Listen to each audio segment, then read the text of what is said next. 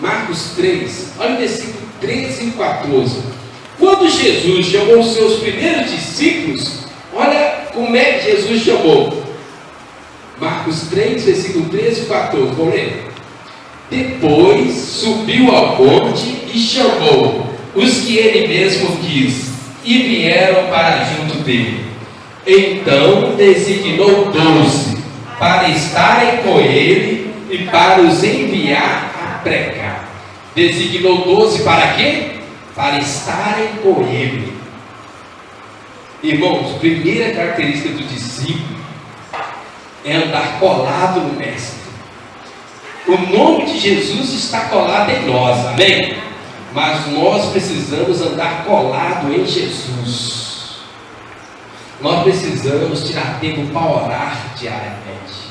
Nós precisamos tirar tempo para ler a Bíblia, a palavra de Deus. Nós precisamos tirar tempo para desenvolver um relacionamento com Jesus, desenvolver intimidade com Jesus, né? Ter comunhão com Jesus. A nossa geração tem o privilégio e uma maldição. O privilégio é a tecnologia abundante, né? Nunca se viu tanta tecnologia como a nossa geração está vendo. Quantas e quantas coisas que surgiram nesses últimos 20 anos. Se falar para as crianças que há 20 anos atrás não existia televisão, 20 anos não, 40, né? Pegar minha geração toda. Não existia televisão colorida. Quem tinha uma TV preta e branca era rico. Quem tinha telefone era rico. O Suécia tinha telefone, o Suécia. O senhor tinha telefone aqui. O Suécia era rico. A gente descobre quem tem dinheiro na igreja. Irmão, quem tinha TV preto e branca era rico. Quem tinha telefone em casa era rico. Telefone você comprava em 36 vezes financiado, né, Suécia? 36 vezes financiado pela Caixa Econômica Federal. Eu sei por quê, porque eu fazia, quando eu fui trabalhar, eu fazia imposto de renda do meu patrão. Na declaração de imposto de renda dele tinha lá telefone comprado, financiado. E a gente tinha que escrever. Não existia computadores. Celular, que é isso? Mas eu pedi dinheiro, eu recebi as ações, estava muito preocupado, até que escreveu o dinheiro, não de ações. Nossa, essa vez o senhor está rico mesmo, ele não sabe. Na Telemiga, é Embratel, está tudo também em Embratel. Irmãos, tinha ações, né? Você tinha que declarar imposto de renda, porque tinha telefone, né? Não existia celular, não existia TV a cabo, não existia internet, não existia computador. O pessoal fala assim, ih, pastor é antigo, não sou velho, não. A nossa geração recebeu esse privilégio, mas vira uma maldição se a gente não tiver controle, disciplina. Por quê? A gente acaba se perdendo no meio desse tanto de distrações, e aí a nossa geração corre o risco de tornar uma geração conhecida como a geração que não ora, a geração que não lê a Bíblia, a geração que não frequenta culto, a geração que não ama Jesus, não tem relacionamento com Jesus, a geração que não tem intimidade com Cristo. É uma grande bênção, mas se a gente não cuidar, pode virar uma maldição. Eu não gostaria que a nossa geração fosse conhecida desse jeito. A geração que desaprendeu a orar.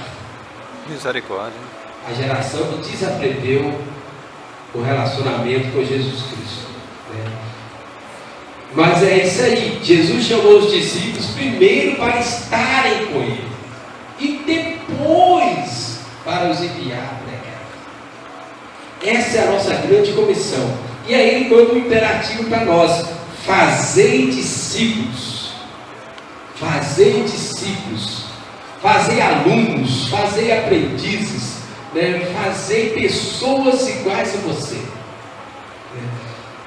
Enquanto você estiver indo, você tem que fazer discípulos. No seu trabalho, na sua casa, em todo lugar. No seu carro, você tem que fazer discípulos. Na sua casa, você tem que fazer discípulos. No seu trabalho, você tem que fazer discípulos. Nós temos que fazer discípulos, irmãos. Nós não vamos evangelizar o mundo todo. Mas imagina se cada um de nós pegar mais um para discípulo. Às vezes um vizinho, às vezes um colega, às vezes um amigo. Pastor, eu quero fazer um discípulo. Como é que eu faço isso? Cria um relacionamento, faz uma amizade. Aí você começa a orar por ele.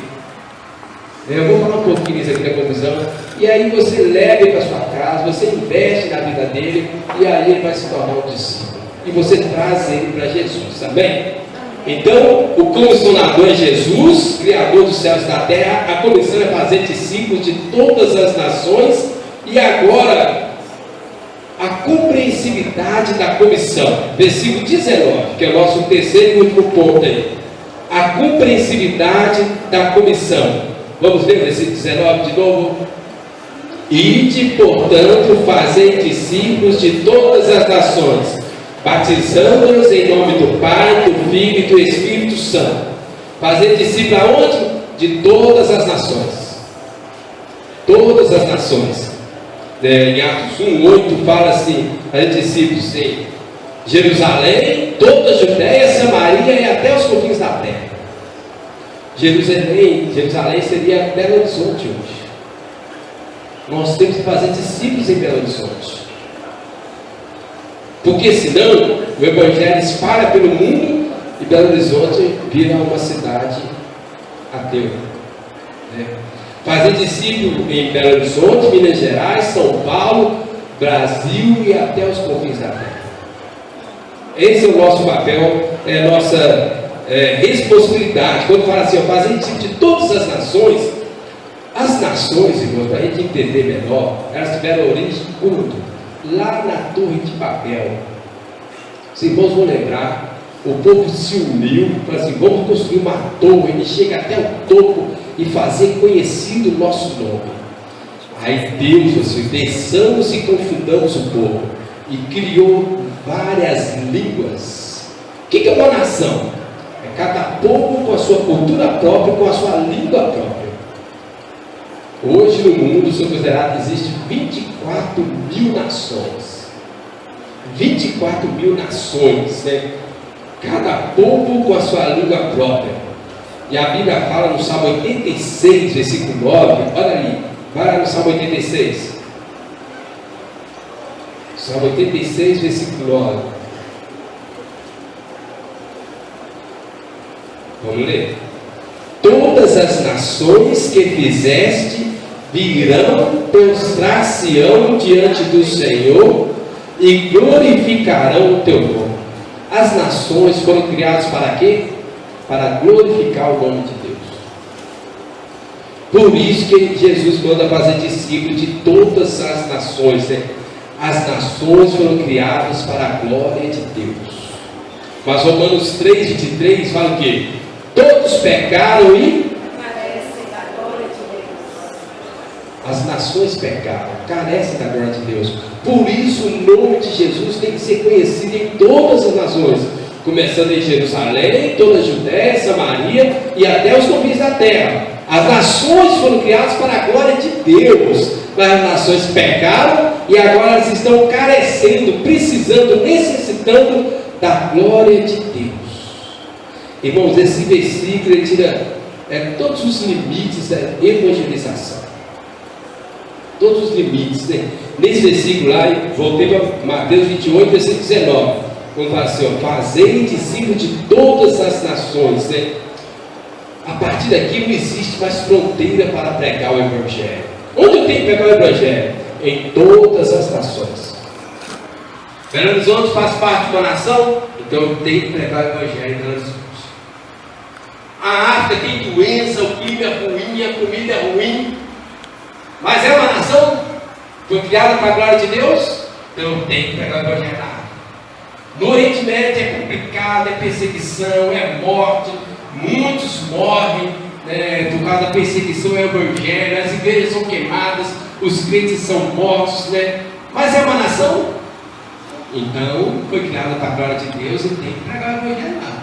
A Coreia do Norte é o país número 1 em perseguição.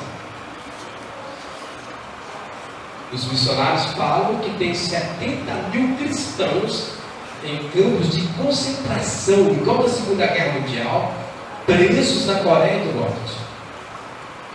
Estão lá, presos. Campos de concentração, igual na Segunda Guerra Mundial. A Coreia do Norte é uma nação? É. Então foi criada para a glória de Deus. É proibido pregar o Evangelho, é proibido abrir a igreja, é proibido falar de Jesus, Mas é uma nação, foi criada para a glória de Deus, e alguém tem que ir pregar o evangelho para os norte-coreanos. Irmãos, uma curiosidade, você sabia que os norte-coreanos divulgaram que ele ganhou a última Copa do Mundo? O Osni cruzou a fronteira, ele está longe ali, mas ele foi de carro, viajou alguns dias, com Bíblias, não sei se os irmãos vão lembrar, ele pediu todas as igrejas parceiras para entrar em jejum e oração por ele. Ele cruzou as fronteiras e levou a Bíblia para o povo. Ele disse que pegou o banco de trás do carro, arrancou o estofado, colocou Bíblias, colocou uma coberta, um cobertor, colocou os filhos dele deitados no cobertor, e estava cheio de Bíblias debaixo. E ele entrou na Coreia do Norte. Foi até uma coisa tensa, né? Quando ele entrou, nós ficamos sem notícia e tudo, lá não tem comunicação. E depois que ele contou, e quando ele chegou perto da fronteira, aí ele falou com os filhos dele: fingem que estão dormindo, que aí os soldados da fronteira não iam mexer com os filhos dele, eles estavam dormindo, mas todo mundo é revistado. E aí na hora que parou o carro na fronteira, aí os soldados vieram, né? E aí os meninos se encantaram com as falas dos soldados, que eles fizeram: olha pai, que bonito! Levantaram. Aí os soldados descem todo mundo. E aí diz que eles pegam a faca e rasgam o carro assim, né? O estofado, né? Furando assim, para ver se tem alguma coisa, principalmente drogas, Bíblia, tudo. E aí mandaram os líderes descer do carro, encostar no carro, mandaram as crianças descerem. E aí, quando eles estavam ali, né, vistoriados, iam vistoriar o carro, aí uma outra pessoa tentou invadiu, né, a Coreia do Norte com o carro lá, descuidadamente. Aí veio a comunicação, todos os soldados, atenção, atenção, todo mundo corre, todos tal. Aí vai embora, o negócio ficou perigoso. Ficou perigoso, agora eu ficou mesmo. Aí entrou no carro e sumiu. E ele vai sem saber. Tem crente secreto. Ele foi com o carro até uma praça, ficou parado, aí veio uma outra pessoa, rodeou ele, tal, levou e deu tudo certo, graças a Deus. E aí ele falou: Ronaldo, eles acham que eles ganharam a Copa do Mundo, a última Copa do Mundo, aí eles acham que eles ganharam. O governo, lá não tem televisão para todo mundo, só tem uma televisão do governo. O governo divulgou que a Coreia do Norte é a nova campeã mundial de futebol. Você vê que o diabo, a mentira do diabo, não é a grande comissão do diabo. Dinheiro, mentira, influência. Irmãos, o que a gente entende isso aqui é que aonde tiver uma nação vivendo a cegueira do diabo, dominada pela mentira de Satanás, é o nosso campo missionário. Às vezes você não pode ir, mas você pode orar. E alguns de nós podem contribuir, ok? Pastor, quanto que eu vou contribuir? Não sei, a oferta é voluntária. Cada um dá o tanto que quer, quando quer, se quiser, se puder. Mas você devia contribuir se você tem condição. Porque os missionários, irmãos, vocês largam tudo. Eles não têm emprego, não têm salário, não têm renda. Eles dependem 100% de ofertas. É assim que funciona, né? Eu não vou falar para você quanto você vai dar, mas se você tem condições, você deveria contribuir para a obra missionária. Porque eles precisam, irmãos, né? Tem um versículo na Bíblia que fala assim: qual soldado vai à guerra às próprias custas? Ele está lá na guerra. Romário e agora, a Cidinha trabalhando com os refugiados, as igrejas secretas. Eles não têm como levantar dinheiro trabalhando. Esse é o nosso papel. Como a gente faz discípulos de todas as nações? Aqui eu vou falar para encerrar daqui a pouquinho, mais um minutinho. Mas lá nós fazemos orando e contribuindo ou indo. Ok? Se você pode ir, Deus está te chamando para ir, você tem que ir. Se você pode contribuir, Deus está te incomodando para contribuir, você tem que contribuir. Né? Mas todos nós podemos orar. E nós devemos orar para Deus cuidar disso. Mas vamos encerrar aqui, para concluir. Eu queria falar isso. Como nós fazemos discípulos aqui? Como nós fazemos discípulos aqui? Primeiro, você vai escolher uma pessoa não crente. Comece a orar por essa pessoa. Só orar. Não falar nada. Você vai ver que de repente essa pessoa vai começar a te procurar. E aí vai te dar oportunidades para você falar do Evangelho. Então você escolhe uma pessoa não crente, começa a falar, começa a orar por essa pessoa. Você vai orar. Todo dia você vai colocar essa pessoa em oração. Pode ser alguém da sua família, pode ser o vizinho, um colega de escola, um colega de trabalho. Você vai orar por essa pessoa todo dia. Pedir a Deus para tocar na mente e no coração dela. Tirar a cegueira do inimigo. Né? Depois, convide essa pessoa para alguma coisa. Convide ela para um lanche da sua casa, ou para almoçar, ou para jantar, ou para alguma coisa. Aproxima, faz amizade com essa pessoa. E aí, terceiro passo é você convidar a pessoa para a igreja. Mas, irmãos, isso que eu quero que a gente entenda. Você não pode já chegar de cara convidando a pessoa para vir à igreja. Pode até fazer isso. E Deus pode fazer milagre. Mas o que é o discípulo? Você vai orar pela pessoa, vai fazer amizade com a pessoa, vai criar um vínculo com a pessoa. E aí, depois que você tiver amigo dessa pessoa, aí você convida ela para vir para a igreja ou para entregar a sua vida a Jesus. Amém? Irmãos, eu estava lendo uma pesquisa essa semana, uma coisa muito interessante. Uma pesquisa feita atualmente nos Estados Unidos diz que 2% dos membros da igreja nunca convidam ou nunca convidaram alguém para vir na igreja. Misericórdia. 2%, quer dizer, 2% apenas convida alguém para vir na igreja. De cada 100 pessoas, só 2 convidam alguém para vir na igreja. Agora o drama dessa pesquisa, que é o que eu quero que vocês entendam, aí eles perguntaram às pessoas que não são da igreja. Então, dentro da igreja, fizeram a pesquisa, de cada 100, 2 convidam alguém para vir. Aí eles perguntaram às pessoas que não são da igreja: se você fosse convidado para ir a uma igreja evangélica, você iria? Quantos por cento vocês vão usar para responder? 90. 96% falaram: se eu fosse convidado para ir a uma igreja evangélica, eu iria. Ou seja, irmãos, as pessoas não vêm porque elas não são convidadas. Apenas 2% convidam. E 96% falaram que se forem convidados, virão. Então, irmãos, está na hora de fazer discípulo, né? Dê uma Bíblia de presente, dê um folheto, né? Ora pela pessoa, aproveite as ocasiões especiais. Você vai fazer um aniversário, uma formatura, uma proclamação de Natal, né? Aniversário da igreja, né? Usar tudo isso para alcançar e trazer as pessoas para a igreja. Amém? Eu queria que você orasse. Você vai orar e pedir Deus para renovar a graça, renovar o seu compromisso de discípulo de Jesus. Tirar tempo para estar com Jesus em oração, em comunhão, na leitura da Bíblia. E eu queria que você orasse também para arrumar um discípulo para você. Pensar em alguém não crente, você começar a orar para essa pessoa e fazer amizade com essa pessoa e trazer essa pessoa para Jesus. Amém? Então vamos orar então.